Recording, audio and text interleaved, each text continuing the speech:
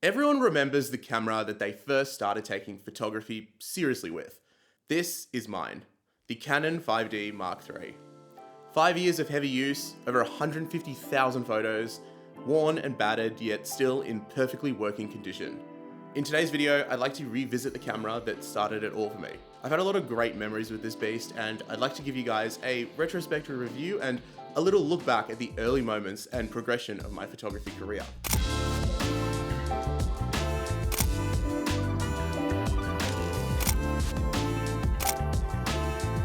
And truthfully speaking, I think that this camera is still totally relevant today and may actually still be worth picking up, but more on that later.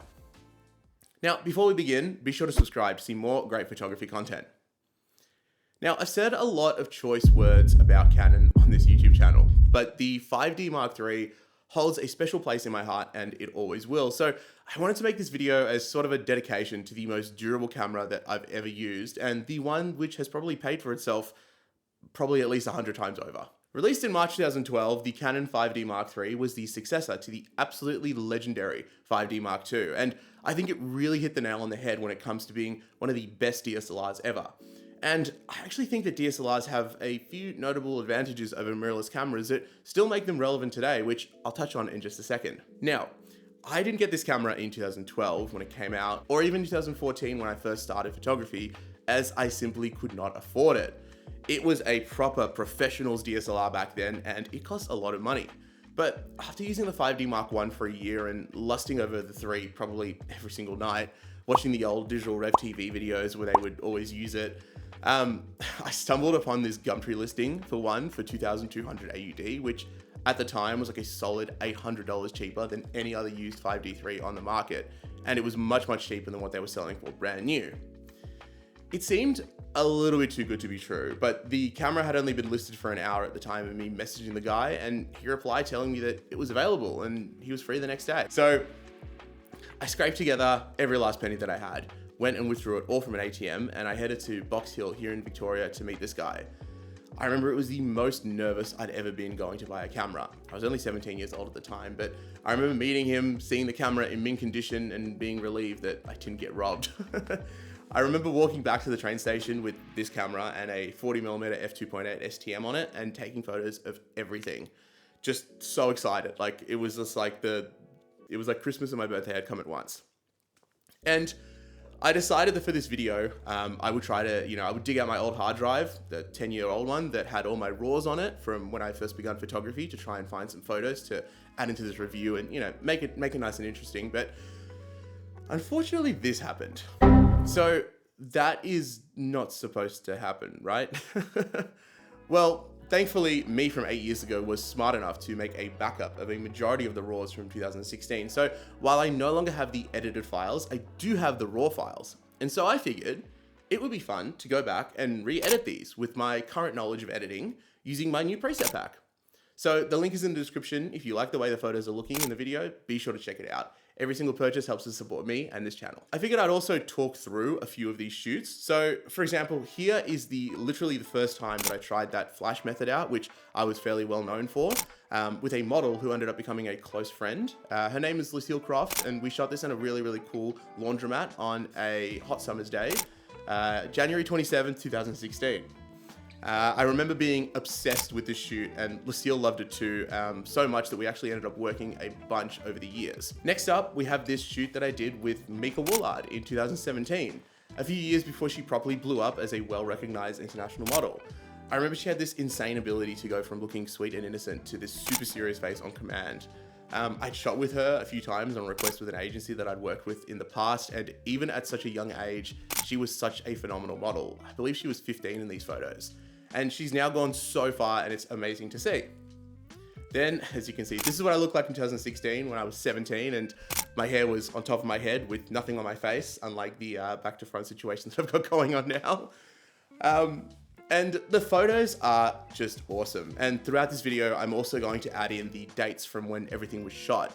Upon looking back at these files, which I hadn't honestly seen in maybe 7 to 8 years, I was so impressed with the overall image quality of this camera. everything is still so crisp and sharp, and the files have a decent bit of flexibility to them. And man, what a nostalgia trip it was going back and revisiting some of my very, very first shoots. Also, just about the lenses that I had and used, it was pretty much just a 24-70 f4 ISL and the 50mm f1.8 STM. Now, I sold the 24-70 when I switched to Fuji, but I decided to keep the Mark III and this 51.8 as they're too sentimental for me to sell. So yeah, I've only got this lens at the moment, so that's why in the B-roll and all the footage, this is the only setup that I'm gonna be showing you. But one thing that I wanna say is I really just stuck with what worked, and I didn't really bother upgrading my camera gear for a very, very long time. I mean, I used this camera for 5 years straight, even after the Mark IV had come out, and even after the R mount had come out, and RF mount and stuff had come out, only because it just worked. Like it kept working, and I didn't really feel like it was necessary to change. But oh, how the times have changed. Definitely like spending a lot more money on camera gear nowadays. But looking back at these files, I mean, like they are still so bloody good. And the 24-70 f4 can be found used for like $400. And look, it's not the best 24-70 lens in the world, but it's definitely not bad. And you know, looking at these images, especially if you stop it down, it is still remarkably sharp and very, very well built, being an L lens. And this 51.8 STM really, really impressed me because it's only $80 used nowadays. And yet coupled with this 5D Mark III, it produces amazing images. Now, let's talk about specs. So it has a 22 megapixel sensor, which still holds up great today, seeing as most modern cameras are between 25 to 30 megapixels. A for the time incredible 61 autofocus points, when most, modern mirrorless cameras are like 600 autofocus points or whatever. But the autofocus system itself is actually fairly reliable. It works great for I probably wouldn't use this for sport or anything like that, but in terms of like for portraiture work and just general day-to-day photography, no issues at all. I mean, it really didn't, even I went out and did some photos just around my neighborhood with this setup, just to sort of take the old girl out for a spin again. And I was actually really impressed with how solid the autofocus performance was. I didn't really miss too many shots or anything. So yeah, still totally usable today. And it also has this rock solid magnesium alloy build that has to be felt to be believed. Like, this thing is without a doubt the most durable camera I've ever had. I once dropped this accidentally off the roof of a car onto solid concrete. And it was quite a tall SUV, and the camera was fine. Like, it shattered so I had a battery grip on it, which probably helped as well, but I had a battery grip in the 24-70 with the lens hood. And then when it fell on the ground, the plastic lens hood shattered, and I think it just absorbed all the impact. But the camera continued to work just fine, and obviously still works just fine today. Years and years of nightclubs, having all sorts of drinks spilled on it. Steve Aoki once covered this camera with cake and champagne, and being used in some absolutely filthy environments have certainly taken a toll on the camera.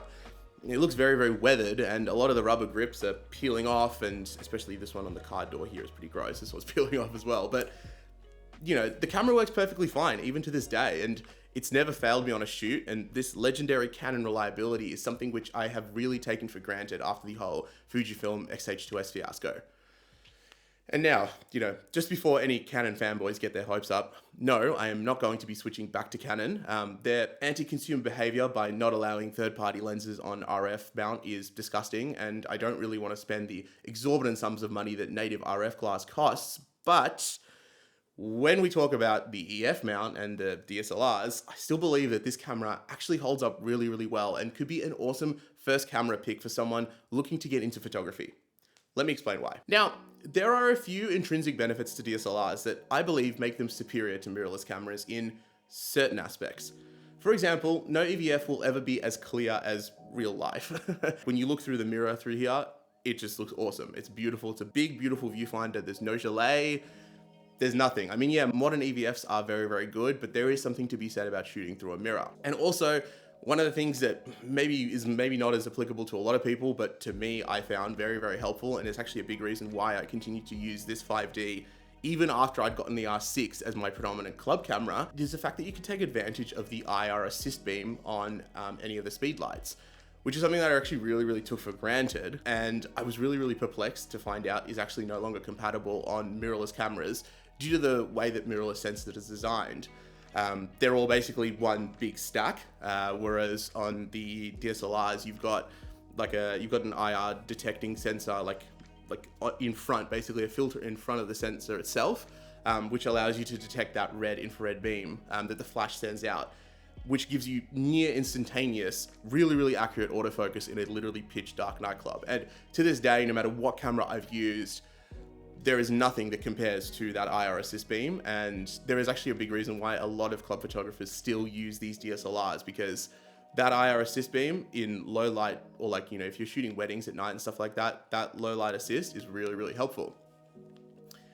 I mean, obviously, you know, like if you use without the IR assist, this thing is hopeless in low light though. So, you know, obviously there are like certain benefits. If you're not shooting with a flash, then yes, a modern mirrorless camera is going to be better. But if you do everything with flash, DSLR still has its value.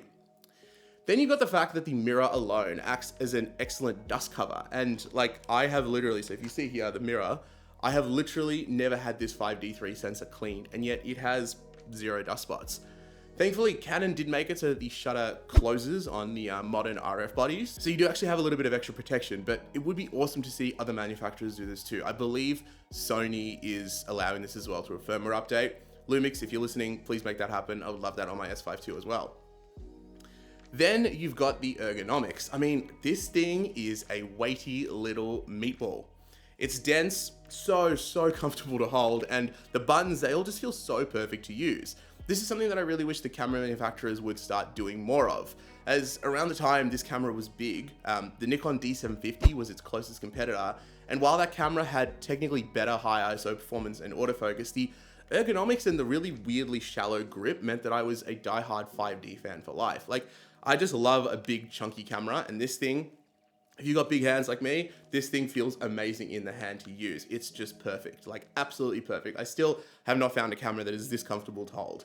Heavy, yes, but very comfortable to hold. And another really big favorite of mine on this camera is the dedicated rate button on the back here, which at the start when I got this camera, I was like, who on earth is ever gonna use this button here? I don't understand why you would need it, but it allows you to like really easily start photographs in the camera, which then when you import into Lightroom or Capture One, you can see the photos that you've starred. And it's a feature which I've only really seen on Canon cameras, and I really wish that other manufacturers would implement it. So I know that Fuji had a shortcut where you would press like one button and then use the dial to rate with as well. And it's very convoluted to do on Lumix cameras. It's doable, but very convoluted. And it upsets me because this is such an awesome way to easily highlight like the best photos on the day of the shoot itself while you're actually shooting. And you don't have to be like, oh, like, is it this one that I liked? Or was it the one where she has a slightly different pose? Also, the top LCD I find really useful. I like that quite a lot. You know, thankfully a lot of modern flagships have that. So that was one of the things that I really liked about my XH2S was that the top LCD was awesome. And also the shutter sound. I mean, like the sound of that full frame mirror slapping up and down. Oh, listen to that. I mean, come on.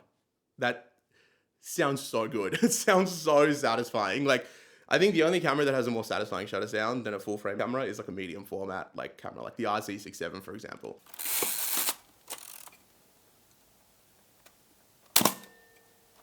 That definitely has an even more satisfying shutter sound, but this thing just like, oh, it's so good. And look, it's nowhere near as stealthy as a modern mirrorless shutter, which can literally be silent. But if you do want it to be a little bit quieter, you can actually pop it into a silent mode, and it sounds like that, which, you know, I never felt the need to do that. But I know that some people, I know that like wedding photographers would find that useful. I just kept it in full hog loud mode all the time because I love that shutter sound so bloody much. It sounds fantastic. And then you've got the sensor, which produces amazing full frame images with that beautiful, famous Canon color science that they were so well renowned for. And like all of these things, everything that I've just mentioned, combined with its price, contribute to why I believe that this camera is perfect for beginner photographers. So you can buy these all day, every day for around 600 Australian dollars at the moment. You could probably find them even cheaper in America and stuff like that if your market is a little bit broader, because again, so many people use these cameras, so many photographers use these cameras, so there's so many of these floating around, and because they're so durable, none of them are broken. So, you know, you can just, they're everywhere. They're so plentiful. You couple it with the 51.8 STM for another 80 bucks, and you've got a camera for under 700 Australian dollars that is going to blow these socks off of anything else in that price point. I mean, think about it. What else can you get for that price? A Fujifilm X-E3? Like I have no idea, but let me know in the comments if you think there's an even better value deal in photography today, because I would love to hear about it. Now, as much as I love Fuji cameras, the price for used models is astounding in certain instances thanks to the hype train, and there is really a certain something that you gain from a full frame sensor that really adds something to the images. You know, I'm not gonna say that like it's necessary, and like I'm not saying that you need a full frame sensor, but there is a difference, and having used a crop sensor for a while and then going back to full frame, I can definitely notice that difference a lot better now. But obviously at the sacrifice of the camera being quite large. And it also helps as well, like the EF lens lineup is extremely broad. You've got heaps and heaps of great and affordable options available both from first party and third party manufacturers. So there's lots and lots of lens choices. They're all very cheap. They're all very, very plentiful. Much better than the RF mount in my opinion, like so much better than the RF mount. And yeah, I mean like this is a camera which retailed for 4,299 Australian dollars, body only in 2012. And it was used by a gigantic amount of professional photographers. So remember that at this time in 2012, Sony and its dominance of the camera space wasn't really a thing. Mirrorless cameras were not taken very seriously back then. And this is the same year that the X Pro 1 came out. So that was when the very, very first XF Fuji camera came out. And I've also made a review on the X Pro 1 as well, so definitely be sure to check that out after this video. Now, obviously, there are a few notable downsides to buying one of these cameras. You know, this is not all, you know, sunshine and roses. For starters, it is really, really big and heavy, and it's not very subtle or really great for travel either, but the 51.8 STM is really, really small. The 40 f2.8 Pancake is a very tiny and very, very nice lens as well. So, you know, you can get some quite small lenses for this. So if you're okay with the large body with a small lens, you can still have a relatively compact-ish sort of camera system. Obviously, if you throw like a 24 to 72.8 on, this thing is going to be absolutely fucking enormous. But, you know, the other downsides are obviously the fact that with mirrorless cameras, you have a smattering of upgrades over DSLRs. Most notably the fact that you never have to guess what your photo will end up looking like. You literally see the final result in the EVF, and you have a host of amazing manual focus assist tools like focus peaking, for example, which allow for much greater ease of use with manual focus lenses. And look, that's not to say that you can't use a DSLR to manually focus with. You know, you can easily do that, and if your eyesight is probably a little bit better than mine, you could probably do it pretty easily, but you do certainly get spoiled with focus assist aids, in my opinion. Now, obviously the autofocus and the low light performance of modern mirrorless cameras will also be substantially better, but you would be surprised at what you can still achieve with this camera. It is perfectly capable of delivering professional results 12 years after release, and doing so reliably and very, very affordably. And now, investing in the EF system might seem a little bit counterintuitive given that the RF mount has been out for 5 years, but the one thing that I will say about Canon is that the EF to RF adapter works flawlessly, and I had zero issues using my EF lenses on the R6, so hopefully by the time you develop enough skills to step up to a better camera, they would have finally allowed third-party manufacturers to make RF glass, so you aren't shoehorned into buying their own lenses, or you can just use your old EF lenses just fine. I know that you can use the EF lenses on L-mount cameras, with a Sigma adapter. You can use them on Sony cameras with an adapter as well. So there is still plenty of life left in these EF lenses as well. So definitely don't think that buying an old camera like this, you're going to be shoehorned into only shooting Canon. There are lots of options going forward as well. All things considered, given how cheap these cameras have now become, I do genuinely think that it's a great option for beginners, provided that you can tolerate the weight and the size of it. I personally learned photography with a 5D Classic, and I believe these cameras are going to give you the absolute best first impression of shooting with a proper flagship full frame camera body, all for an unbeatable low price. So what do you guys think? Have you ever shot with a 5D Mark III? Do you think there are viable reasons to still pick a DSLR over a mirrorless one? Let me know in the comments below. Thank you so much for watching, and have a great day.